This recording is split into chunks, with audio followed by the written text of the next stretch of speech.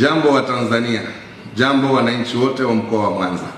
Mimi Saidi Mohamed Mtanda, mwenyekiti wa kamati ya usalama ya mkoa na mkuu wa mkoa wa Mwanza, napenda kutumia fursa hii kwanza kuwatakia heri ya uhuru wa Tanganyika wananchi wote wa mkoa wa Mwanza.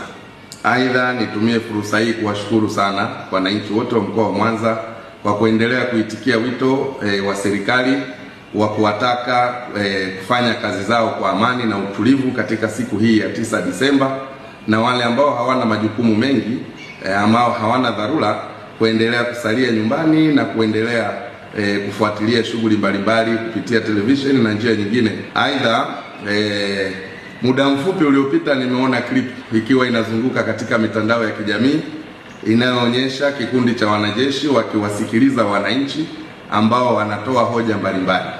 Nataka niwahakikishie wananchi wa mkoa wa Mwanza, kwanza waondoe hofu, lakini pili, nikiwa mwenyekiti wa kamati ya usalama na wahakikishieni kwamba klipu hiyo ni klipu ambayo ilirekodiwa tarehe 31 Oktoba baada ya kutangazwa kwa matokeo ya uchaguzi mkuu wa tarehe 29 Oktoba.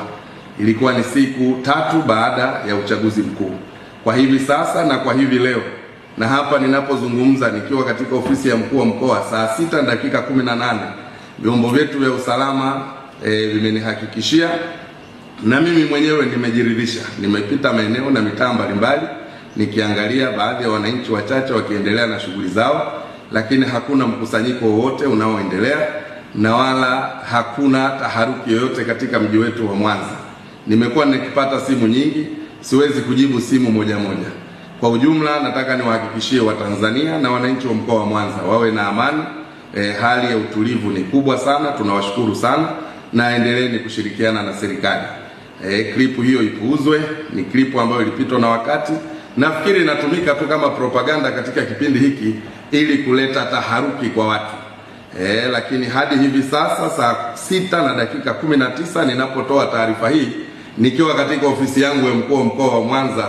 Kwa hiyo Watanzania na wana Mwanza, kuweni na amani, endeleeni. Nimetoka pale soko la samaki, nimenunua samaki, naendelea na shughuli zangu, na sasa naendelea katika maeneo mengine kuangalia hali ya usalama na kuangalia shughuli mbalimbali za wananchi zinavyoendelea. Asanteni sana.